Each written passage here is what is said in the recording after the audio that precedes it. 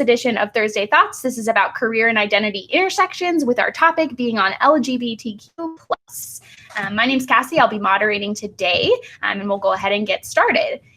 Before we start with our panelists answering some questions for us and introducing themselves, we're going to go through some virtual communal agreements. So the first one is, please everyone mute your microphone, participants and panelists included. Panelists will unmute their microphone when they're speaking. For some reason, if they forget to unmute their microphone and I see them talking, I'll just chime in and say, hey, remember to unmute your mic.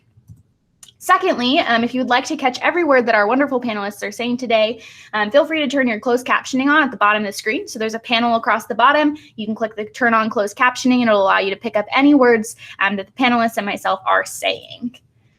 Thirdly, you may keep your video on or off as participants, but our presenters or our panelists will be using both audio and video today. Please ask your questions via the chat function so that everyone can see them. Please do not turn your microphone on to ask any questions, participants. Just drop them in the chat and I'll go ahead and prompt accordingly. Last but not least, we will be are recording this presentation and sharing it on the UNLV Career Services website and social media. It's on our YouTube channel and available for you to view later as well. So without further ado, let's go ahead and actually introduce myself real quick. So my name's Cassie. I'm a career coach at UNLV Career Services. This is a topic very near and dear to my heart because I am also a member of the LGBTQIA+ community, along with our panelists today, which is really great. So let's go ahead and meet them. Panelists, we're going to go ahead and start with Peter. If you could answer the questions, where do you work? What is your role? What does your day-to-day look like? And any other information that'll be helpful for us today. So Peter, go ahead and kick us off. Hello, thank you, Kathy. Oh boy. I'm Peter Starkey, and I work at a small mental health nonprofit called Monadnock Peer Support, and I serve as the executive director. And for day to day, it changes every single day, especially in a COVID world. But sort of serving in that upper management level role, it's a lot of different oversight for programming, for finance, for HR, for strategic vision of the agency, figuring out what we're doing as a board, fundraising, all of that fun stuff with a nonprofit. So really every day is different, but always sort of figuring out what are we doing at a high level for the agency to move forward and to achieve its mission. And anything else? Oh, my pronouns are he, him, his. Probably important. And I'm gonna swing it over to Taylor. Thank you, Peter. Hey, everyone. My name is Taylor Michels. I work at CenturyLink, a Fortune 500 technology company in the United States and all over the world as well. I work as an analyst in the consumer marketing organization. So a lot of what I do is preparing reports, curating data that we receive on a daily basis, and put together, like I said, reports, charts, whatever is needed for me to pass on to higher up leadership to help them make decisions and drive the business forward. And I'll go to Kat. Oh, also he, him, his. Kat. Hi, everybody. My name is Kat Claus, and I go by she, her, hers pronouns. And I am also the program manager for the Wisconsin LGBT Chamber of Commerce. The Wisconsin LGBT Chamber of Commerce is a statewide organization, obviously located in Wisconsin.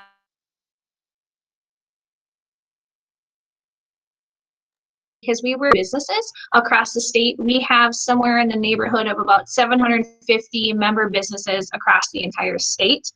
So my everyday looks a little bit different. I do a lot of traveling for work. A lot of what I do in COVID times is I sit down and do grant consultations with businesses and help them if they need to find somebody with social media expertise or a lawyer who can work through the legalities of opening during COVID.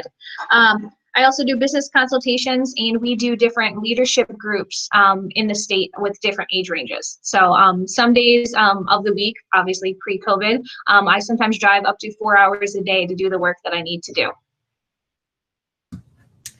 Wonderful.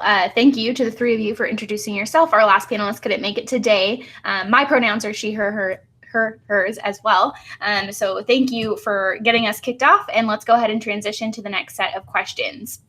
So these questions are related to career trajectory. The two questions that I have for you today are, what has your career path looked like so far? And what would you say is one mistake that you've made in your career journey, and what did you learn from it? And we're going to go ahead and begin with Taylor. Ooh, Okay. Um, Graduating out of college, originally stayed for an extra year and worked on my master's of business administration. So I wanted to go ahead and get that out of the way because I knew from talking to people it would be more difficult to go back and do it after establishing a career. So I wanted to go ahead and get that out of the way. And in the business world, it is a good thing to have in your back pocket as a way to get yourself in the door when you don't have the experience, which is still something I had to deal with whenever I was first job hunting. My career path itself, I started as an account executive at Gannett, which is a media company that has different newspapers across the country, and me no like sales. I was not a fan and just dealing with certain people in my area and trying to convince them to move toward digital advertising. That was a challenge in itself. From there, I started at CenturyLink as an analyst one. I've since become an analyst two and have taken on more responsibility at my current position. One mistake that I've made in my career journey, I think I'll still make it to this day, and it's something I'm still working on, and something I think a lot of people still deal with, is being afraid to ask questions and ask for help. Like, I'm one of those ones, I don't want to seem like I can't handle my job. I don't want to ever show signs of weakness. So just actually reaching out to my manager and saying, hey, I'm overwhelmed. Can you help me? Like, every single time I've said it, it's helped. It's been a good conversation for my manager and I to have, and I don't know why. I just can't do it without asking. And since Kat's missing, I'll throw it over to Peter. Oh, thanks, Taylor. My career path has been really interesting. Like I said, I currently work in mental health, but I went to school for international affairs. And right out of that, I went and worked for an international nonprofit called the School for International Training, which does educational programs abroad, a lot of undergraduate study abroad programs with different partner universities around the country. And I specifically started in admissions. I focused on Europe and Asia. And then about a year later, I was promoted to the student affairs team, where I oversaw global health and safety for all of our programs. And through that work, working in student affairs, it started out where probably about 20% of my job focused on mental health, but increasingly, by the time that I left, mental health became such an important thing within higher education that it took up to 80% of my job. And I was not a clinician. I did not go to school for psychology. I did not plan to go get a master's in any sort of psychological field. So I really looked at non-clinical alternatives to mental health in order to better serve my students. Because we only had, even as a global institution, we only had one psychologist on staff for over 1,000 students. And I found that we just were not serving our students appropriately. Specifically, I found a subsection of mental health called peer support, which is a non-clinical, non-medical alternative and also complement to the clinical system. And kind of tied with one mistake is that I didn't advocate for really a lot of professional development that I think could have served me in my job. I really wanted to get the trainings that I now have in my new position, but I didn't push for that in my previous job. I kind of was like, oh, well, I'm lucky to have this job and I'm not going to push too hard, even though this is going to make me better at my job. So I'll combine that with the career trajectory question. From there, this position opened up of being the executive director. I was 25 at the time.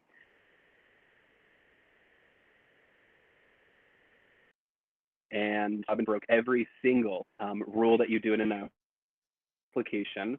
I submitted a 5-page cover letter outlining all of the ways that they could do a better job. And for some reason, they hired me. And it's been a really wonderful experience, already shifting career paths in my mid-20s.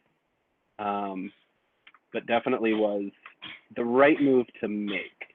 I'm going to do another mistake since I combined with the previous question. One of the biggest mistakes that I have made, specifically when I was promoted in my last organization, but I know that a lot of people getting out of college or early in their career, is knowing your worth and doing your research on salary and benefits. I did not do the research when I was promoted, and I was severely underpaid from the previous person. And then my previous team got a bonus added to their salaries. Even though I was taking on more work, I was not being compensated for that. And that's coming from my identity as a white male. It's even harder in this world if you are female, if you are transgender or transsexual, if you are a person of color. So that's something where knowing your worth and advocating for your worth and also supporting your colleagues when it comes to that is incredibly important. And being able to do the research, asking the questions that have kind of been ingrained in us, like don't ask what you make or don't ask what the other person makes. I'm going to use my French here because I took 4 years of French. That's bullshit. It's a way.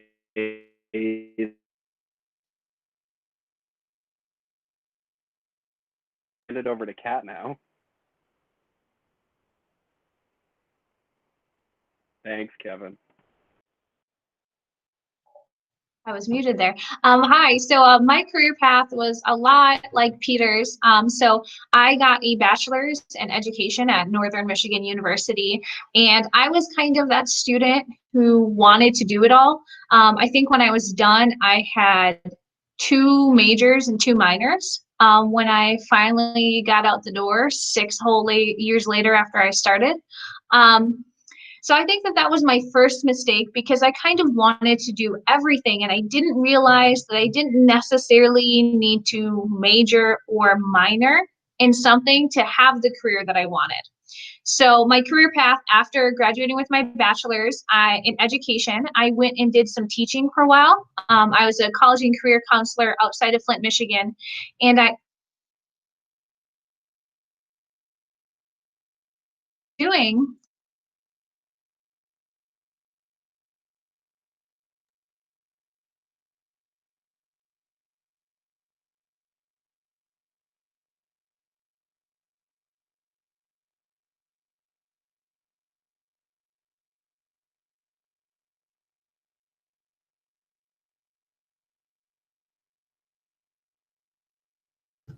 Has Kat frozen for everyone else too?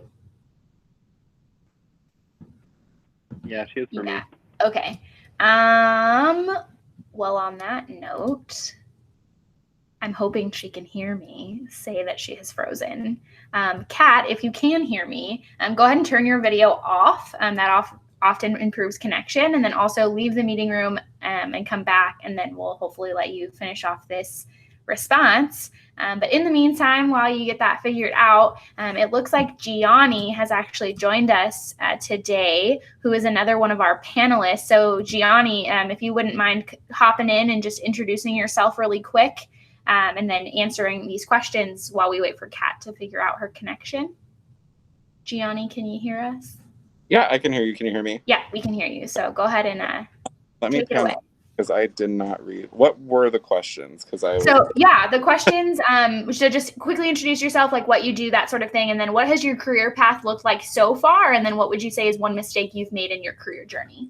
Oh, goodness. Okay. Well, my name's Gianni. I currently am an administrative assistant for the nursing department for intensive care for Banner Health in one of the major hospitals here in the Phoenix area. Specialties in neuro intensive care as well as cardiovascular intensive care. I went to NAU. That's how I met Kevin. No NAU. Went there for 4 years, and then afterwards decided to jump into nursing school after that. Did that whole route, and I kind of flipped back and forth between like bedside stuff and administrative stuff. Right now, due to the COVID health crisis, we're severely short-staffed, so we are somewhat doing double duty for a lot of stuff. Like all the admin people are kind of stepping in and taking assignments for people just because all of our nurses were severely burnt out. We're tired, and in Arizona, we're actually seeing a major spike in cases. So we fortunately are getting a lot of them. For me, I would say for my career path, I've kind of jumped all over the place. I kind of had the I don't know what I want to do kind of business go on my entire career path. I started off working for Residence Life at NAU, and I really liked the aspect of being a leader, which was nice. And then I got into retail after that, and then after that, I kind of soon realized I was like, okay, like I like to manage, but I don't think this is necessarily my route. And then that's when I kind of just was like, you know what, let's try, nursing school and see how that goes. So, yeah, and that's where I'm at now, basically. And Great. Thank for oh, mistake, go ahead. sorry, I forgot the Yeah, good. one mistake I feel I kind of doubted myself a lot when it came to my capabilities as well as my aptitude from what I know that I'm capable of, as opposed to what my assumption is of what others expect of me. So I feel like there are times that I have kind of lowered my own expectations for a lot of stuff within my own practice to kind of fit in somewhere, just because I wanted to like fit in that certain group, and like being a queer man of color, it kind of just really like I didn't utilize my diversity to my advantage to show what other aptitudes that I actually hold. So that would probably be one of the biggest mistakes that I made when it came to my whole career path. Wonderful. Thanks, Gianni. Yeah, of course. Thanks for hopping in. And then, Kat, did you want to finish up your thought on career trajectory, or do you want us to just move on to the next set of questions and you can hop in there? Yeah, just quickly I don't know how much that cut off, but one mistake that I made, just to summarize it really quickly, is if you heard me, I got a degree in education and I love teaching, but when I was looking for jobs, I really limited myself from amazing careers because they didn't have education in the title, because they weren't so closely related to what I studied in college. And what I found is that for the most part, employers like knowing that you have experience. It's not as much as the exact title of what you got your degree in. So I think that my career path would have been better in some ways if I didn't limit myself. Wonderful. Thanks, Kat. We caught all of that, so that's great. Let's go ahead and transition. Oh, maybe not. I don't know. Okay. So let's go ahead and transition to the next set of questions. Thank you all panelists. Those were really great responses. We're going to shift gears here to talk a little bit more about employer dynamics. So the first is, how has your identity impacted the type of employer that you work for? If so, how? And secondly, how do you navigate workplace politics? Does your identity determine how you show up? And we'll go ahead and start with Gianni. And then Gianni, you'll just go ahead and pass it to someone else. You can say Peter, Kat, or Taylor. Yeah. Okay. So for me, my identity has kind of impacted who I work for, just because I really look at company standards when it comes to the types of diversity that they have. So Banner Health actually has an initiative that's called Here for Everyone, and they have their own diversity and inclusion like department within the corporate system. I'm actually part of the LGBTQ aspect of that. So last year they walked Pride Parade and stuff like that. So I kind of really look for places that are very diverse, not only for like types of people, but just also different practices, I guess you could say. I have always really enjoyed the environment here at my facility, especially just because everyone here is very accepting, very kind of laid back, and very open-minded, to the sense of everyone kind of treats each other with respect, which is really nice. Workplace politics. I feel like workplace politics isn't necessarily, well, especially for me here, it's not necessarily an identity kind of thing. It's more so like, what is your position within within the system here? So like for us, it's always like bedside versus corporate, which is always the biggest kind of thing. So anytime they roll out a new initiative or anytime they roll out something new, like a new policy or something, all of us are like, why? Like, what are you doing now? Like, what's the issue now? So it's more so like bedside against, it's like bedside against the above kind of thing. And we have like really, really good leaders and leadership here, especially in my department. My director, she actually covers 4 intensive care units. So she kind of has her hands full. And out of all of the minutes, she tries to make sure that we all feel supported, which is probably the most important part. Because there's a lot of companies out there that, you know, are like, here, you're working, enjoy. And here they're like, hey, we would really enjoy you to work. What can we do for you, kind of thing. And that's kind of the culture that they have set here in my facility, from what I know. But as a whole, I feel like corporately they handle themselves very well, especially like right now. It was kind of like a trial time for us to see, like, okay, how are they gonna treat us, kind of thing. And it hasn't been terrible. They actually really stepped up and made sure that we're like safe, we're protected, we have what we need. And if we have like different resources for when it comes to like if we're suffering for burnout, or if we are like impacted by COVID-19 in any other way. So that's kind of where our dynamic is here at my hospital. Wonderful. And let's go ahead and transition over to Peter. Okay, got to turn off the mute. Yes. In a way, I am way up in New Hampshire, which is one of the whitest states in the union. It's also the middle of nowhere, so being a member of the LGBTQIA+ community, it's hard to find others within our community. I went from massive multinational organization to tiny little regional nonprofit. But the type of employer is really, I've always focused on a very inclusive culture. And both organizations that I've worked for post-college have been rooted really in some sort of social justice cause or aspect. So absolutely, identity has played a part in the sense that I want to work somewhere where I feel comfortable.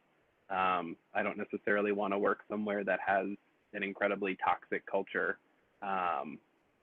And I've focused a lot on that in the interview questions, specifically in asking, what is the company culture like?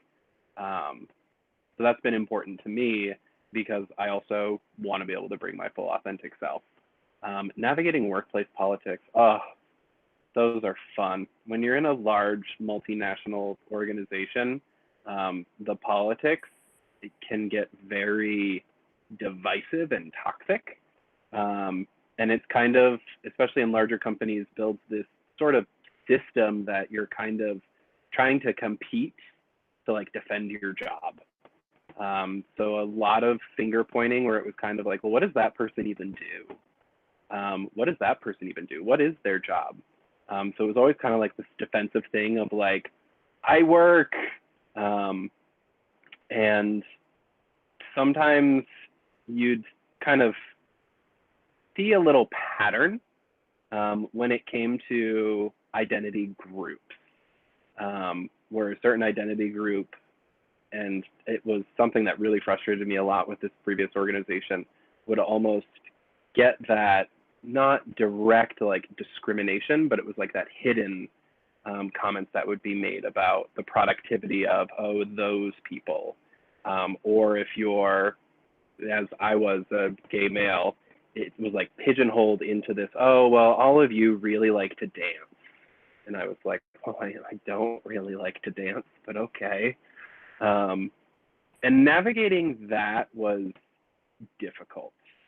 But it also meant that you had to be ready to kind of stand up to that, and stand up for yourself, but also stand up for your colleagues and be able to call people into conversations that sort of look at that bias and that introspection.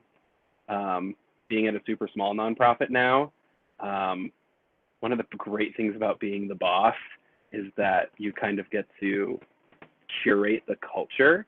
And I know that my lived experience when it comes to my experience with mental health, with being a member of the LGBTQ community, absolutely brings in my priorities to be an inclusive culture. So making sure that all of the voices around the table are being heard. So yeah, I'm going to pass it to Kat. I would say that my identity has absolutely impacted the type of employer I work for. I've had some really great employers who are inclusive, and I've had employers where I was teaching where I was asked to not mention my girlfriend at the time. So I've kind of had that entire spectrum of experiences. What this did is it impacted the type of places that I started to apply for. One thing that I always look for is an inclusive non-discrimination statement. That is my tip to all of you. What that basically is just that thing that says so-and-so employer does not discriminate or identity.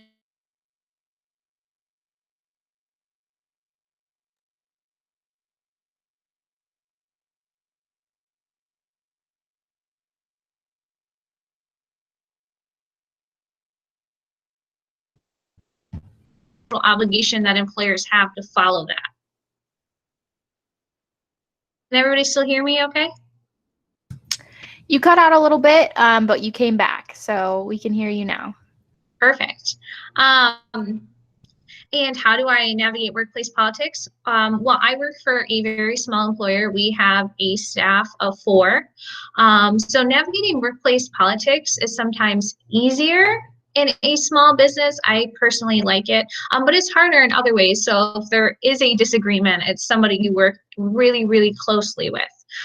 So I found that creating those great open lines of communication in a smaller workplace is so much more important in the beginning. And does my identity determine how I show up? I think it absolutely does. And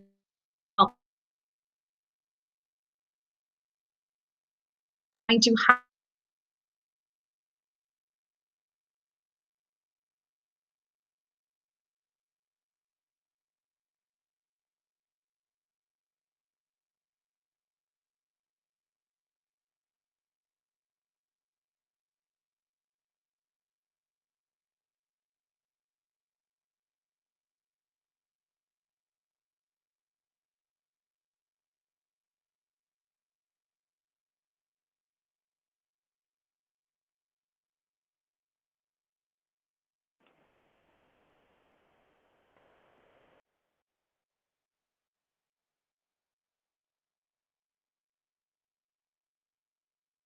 So is Kat frozen for everyone again too?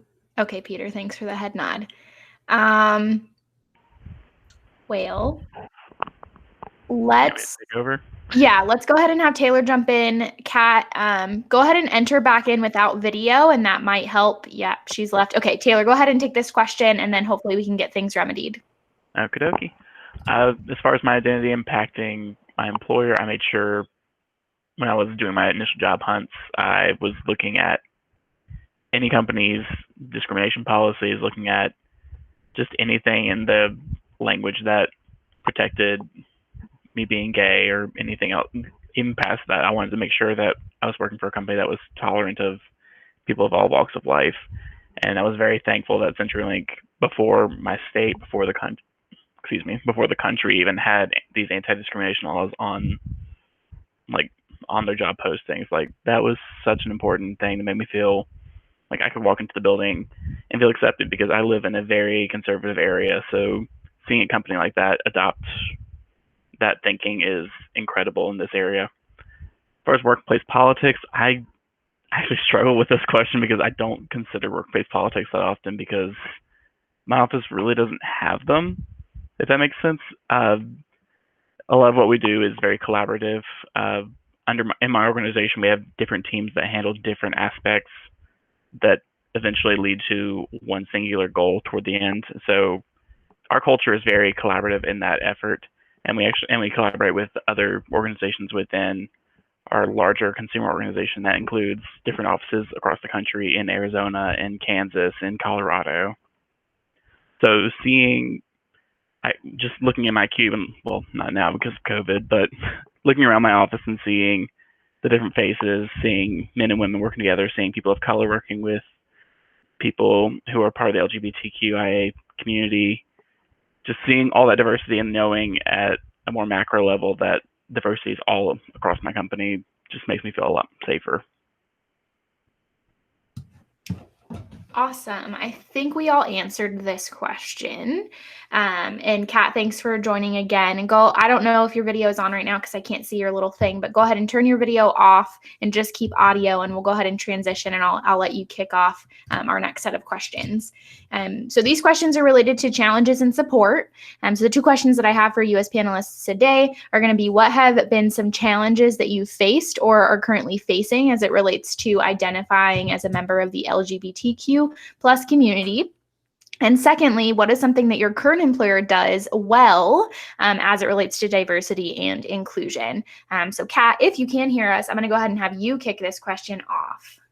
Yeah, thank you. And I apologize for my technical difficulties. I faced a few different challenges being a member of the LGBTQ community. The number one would probably be the fear when you welcome there.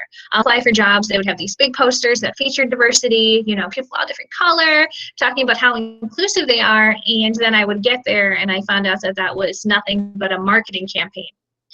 So one of the biggest professional challenges that I faced is helping my employer understand what true inclusivity means. True inclusivity isn't just that everybody has a seat at the table.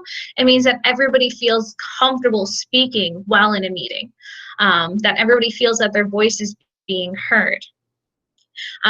Something that my current employer does that relates to diversity and inclusion is we seek out those diverse voices. And not only do we invite them to the table, we give them those opportunities to speak, and we do frequent check-ins to see if we are doing what is true inclusion.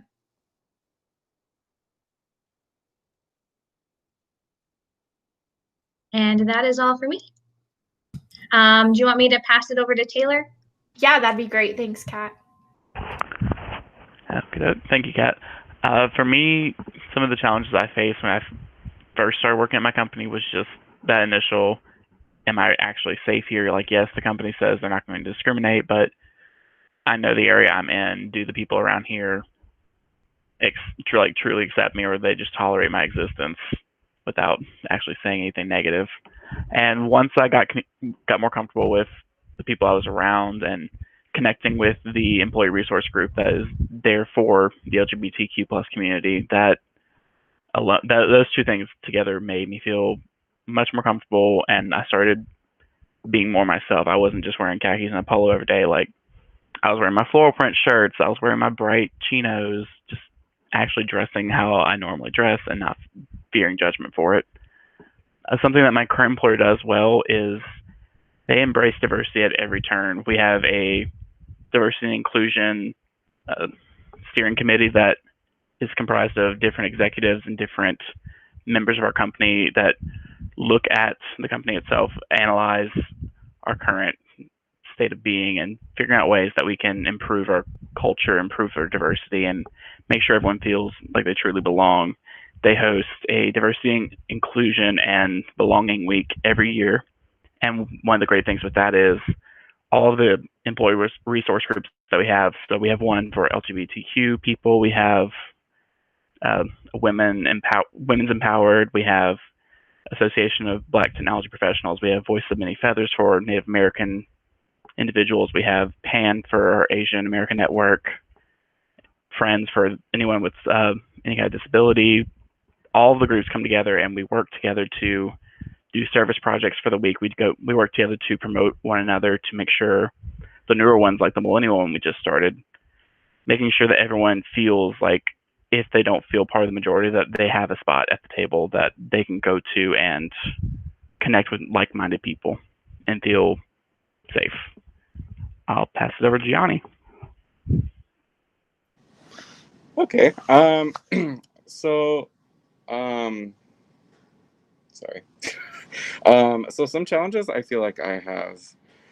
I haven't faced a lot in my with my employer. It's more so been my patients, believe it or not. We do take care of people from all walks of life. There have been a few instances where there have been patients that haven't want me to take care of them because of my color, and then there have been patients that didn't want me to care for them because, I'm obviously, not the most, straight acting thing out there. So they're like, no, I don't want. And it's like, look, dude, I'm not here to like, get on all that. I'm here to, make sure you don't kick the bucket. So let's just make it through this 12 hours. That's probably the biggest issue that I feel like I have had. And very similar to the other gentleman, I think it was you, Taylor. We too have a diversity and inclusion group within the Benner Health system, which is really nice.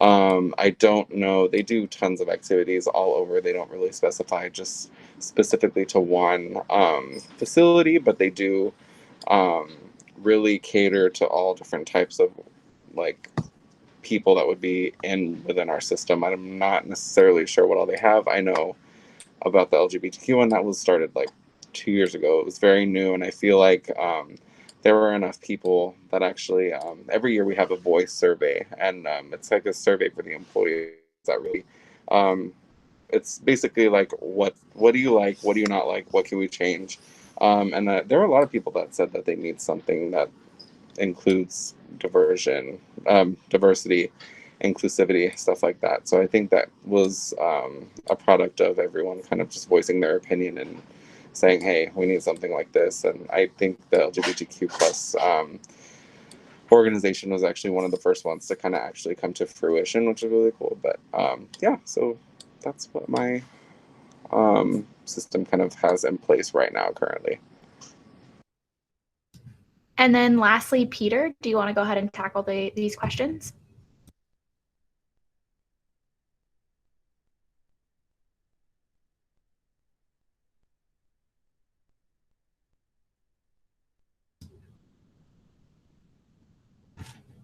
I'm on mute. Sorry. You're good. I was saying that thankfully, and I'm really fortunate that I haven't necessarily had to deal with big challenges. A lot of microaggressions, a lot of assumptions, which are hard to deal with. In my last job, it was kind of, oh, there's this trans student who wants to go to Jordan. Can you talk with them? And it's like, okay, I'm a gay male. I am not trans. I do not know the experience. What? But kind of it was like, oh, you're the LGBTQ person. We're just gonna send them to you.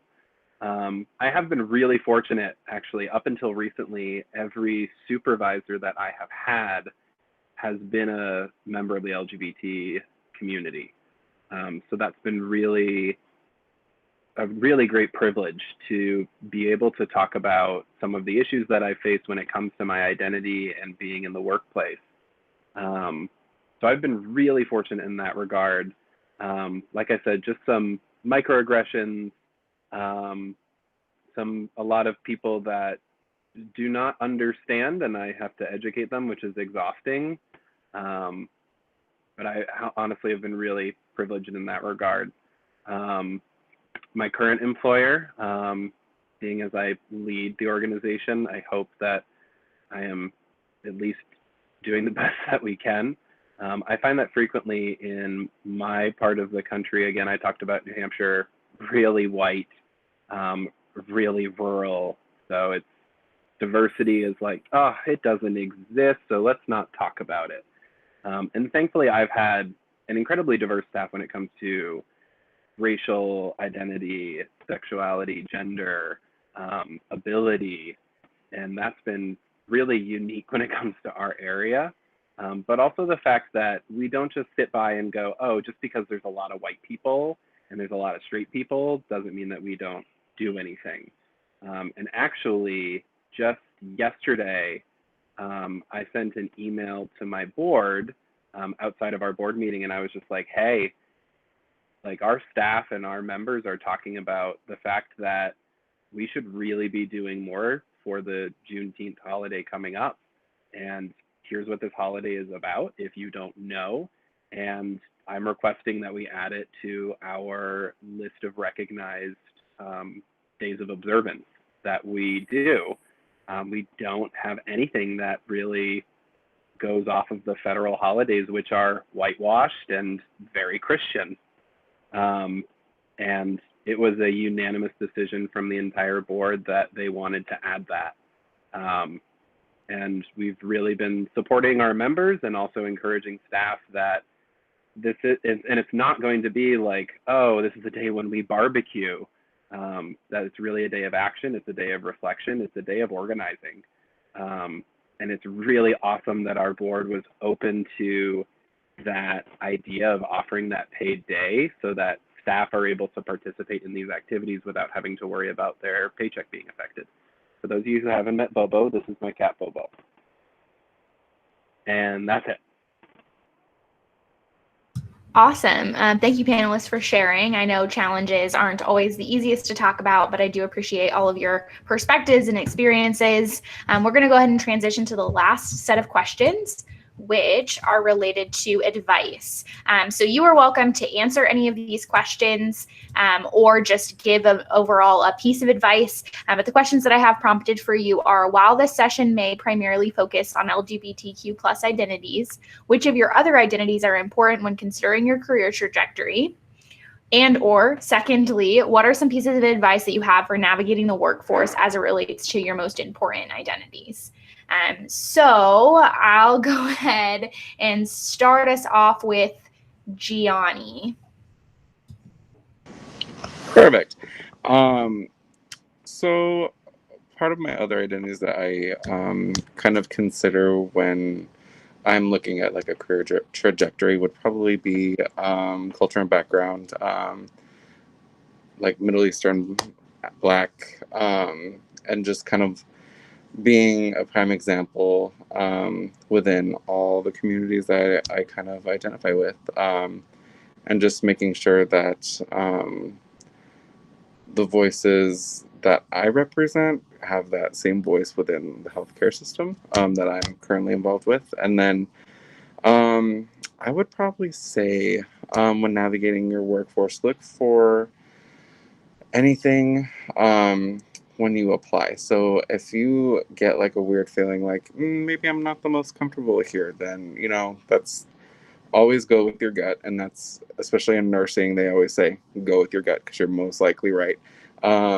So always look for who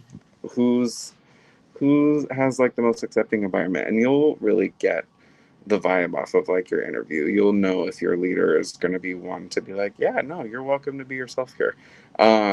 Here everyone is totally able to be themselves, which is really nice. And we have some really great leadership here in all the different departments, especially the non-nursing departments, that kind of have a very well-rounded staff that are very just outstanding at what they do. So I would really just look at very similar. I think it was Kat that said like non-disclosure. So if they have like a non-discriminatory disclosure, that'd be something to really look for too. So yeah, that would be my advice, is to just kind of look for where you feel comfortable and go with your gut, because you'll most likely be right 10 out of 10 times. Great, thank you. We'll go ahead and transition over to Kat.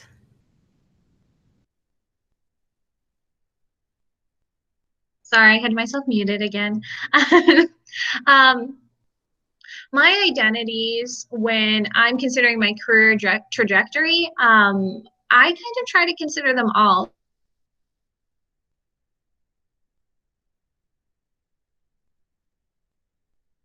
I'm more than just a queer person. I'm also a first generation college student, and there is so many good parts of everybody. And I would just caution students to just focus on one part of themselves. You should be able to find a job that satisfies most of all the things you're looking for. I know there's nowhere perfect. And my advice when it comes to navigating the workforce as it relates to my most important identities, although employers are not allowed to ask, something I did when I was young is I would always purposefully bring up my partner, who at the time was a woman. And I did that because I would rather find out in a job interview that they were uncomfortable with who I was than after I had accepted a job, turned down other job offers, and were, I don't want to say stuck in that job, but had invested a lot of time into an employer who wouldn't accept me for all parts that I am. So there are some creative ways to mention that up. You don't have to, come out here. I mean, you can come with a rainbow flag, totally your decision. But there are creative ways to look at the inclusivity. My other advice is there are websites like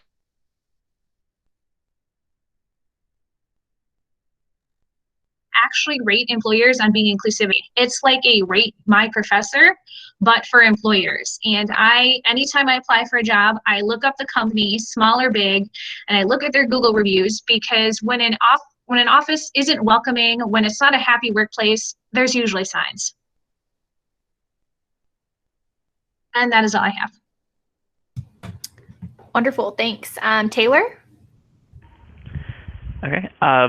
Well, for me, I'm very honored to, honored is not a good word, but I recognize my privilege that being LGBTQ is my main identity as far as deviating from the norm.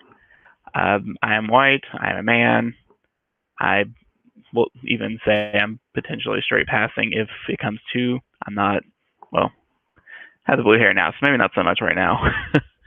But I recognize that I do have the ability to I have the responsibility to make a change in my community and my company. I need to be that person that speaks up for anybody that feels like they're not represented. Like, I need to just be there and be at the table. One of the things that really helped me when I first started at my company that I didn't mention earlier, my first interview was it wasn't just with my manager like I thought it was going to be. It was with the entire team I was going to be working with. And one of the things that instantly made me feel more comfortable was one of the members of the team was gay. Like, just seeing another gay man on the team made me instantly feel like, okay, sign one, I can be myself. And just being present and showcasing everything the company has to offer for diversity, I think is such an important thing for us to do. As far as advice for anyone navigating the workforce, I think just find the confidence in yourself. If you're confident with yourself and you're confident enough to be yourself with people, that authenticity is the best thing you can bring to any relationship, whether it be work or personal. I think at my old job, when I was a little more hesitant to come out, really, I felt I could feel the relationships I was building weren't as strong as they could have been, where as my new company, I was out from day one, and these bonds I've built are unbreakable at this point. Peter, to you. Thanks, Taylor. Sort of echoing Taylor, white male, tend to be straight passing. My other identities are more invisible ones. I work in mental health, and I also have lived experience with mental health. I did a TED Talk where I was very open about my experiences with very complex mental health issues. And a lot of people told me like, oh, that's really like out there, and like people can Google you and see that like you've struggled with this. And I was like, well, I don't really want to work for a place if they're gonna go see me being vulnerable like that and passionate and not want to employ me. I also have a not visible physical disability in that I have had chronic back issues for most of my life, and I need accommodations. And it's incredibly important to me to be able to do that in order to be able to do my job and to not be in constant pain.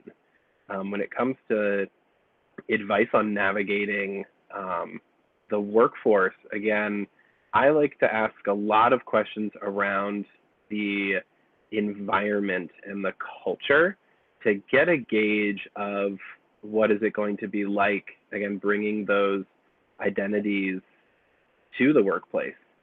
There was one place that I applied to, I was offered the job, but during the interview process, I asked this question, and thank God the manager was very open about the fact that upper management is very white, male, and it's kind of an older generation, and that it's not really a place where like you could telecommute or that you could have that flexibility.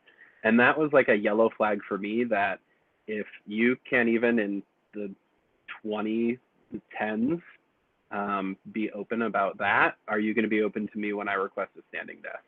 Are you going to be open to me when I ask for a mental health day? So asking about those cultural aspects and kind of reading between the lines. I don't think any employer or hiring manager is going to say, oh yeah, we discriminate. Yeah. But you can definitely read between the lines.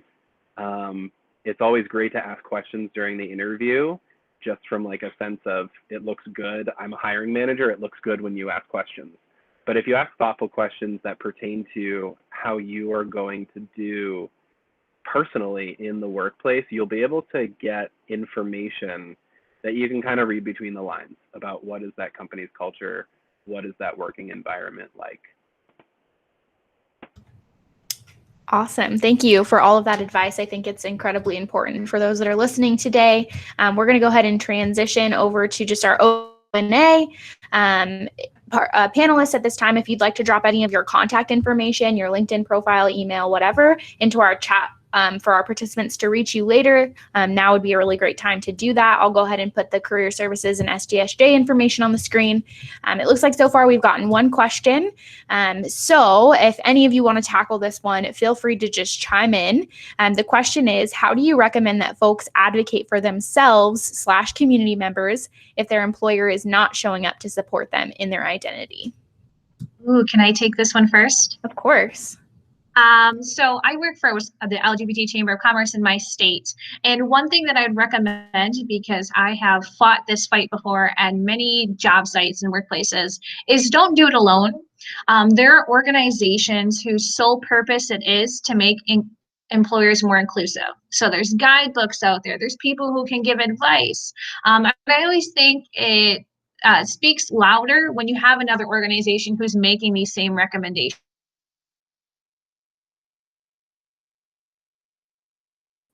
So of course, recommendations to your employer, your CEO, whoever makes that, but there are in all 50 states that I know of, there are Chamber of Commerce's, the Human Rights Campaign, and this is all free advice. So I would look to the experts so you don't have to reinvent the wheel, because when you're changing a workplace culture, no matter what the change is, there's always growing pains. So I would tell you to be prepared as possible. I think that's excellent advice. Does anyone else have anything? Peter, it looks like you do. Yeah, I recommend becoming familiar with your nearest chapter of the ACLU and the Disability Rights Center.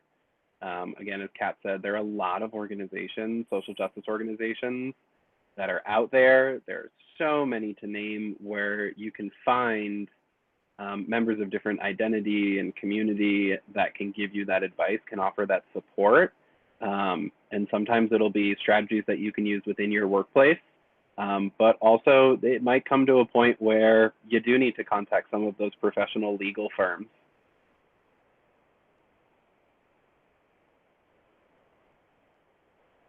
I'm going to jump in too. I would probably say kind of look at to the root as to why they're not supporting, I guess you could say.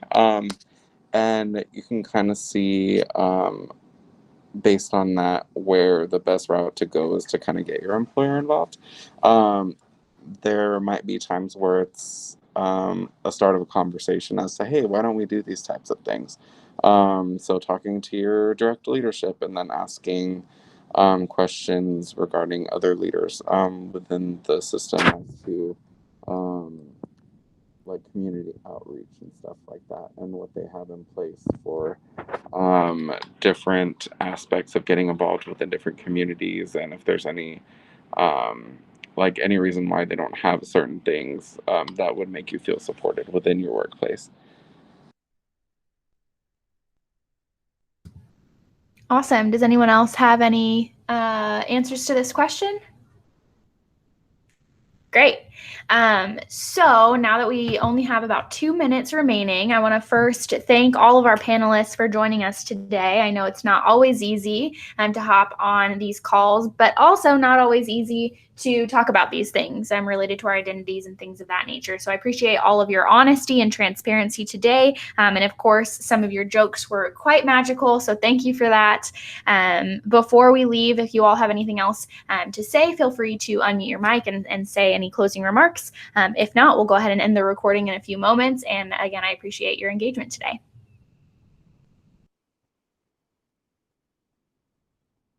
Just a quick thank you to Kevin.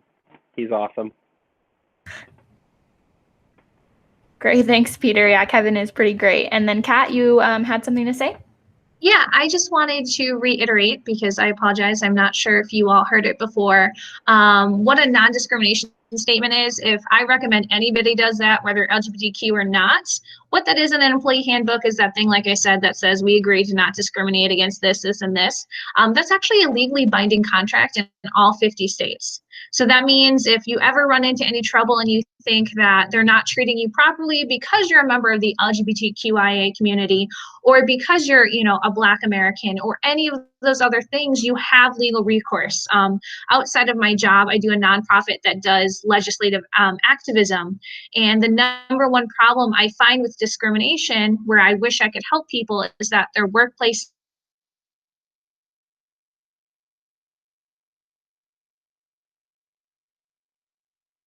So wherever you work, please look at that and please advocate a comprehensive one. And that is all my last words of wisdom. Thank you. Great. Thank you so much. And Gianni, I see you unmuted. Oh, I just have fat fingers. That's all that is. Okay, great. Well, thank you all for joining us today. I appreciate your engagement.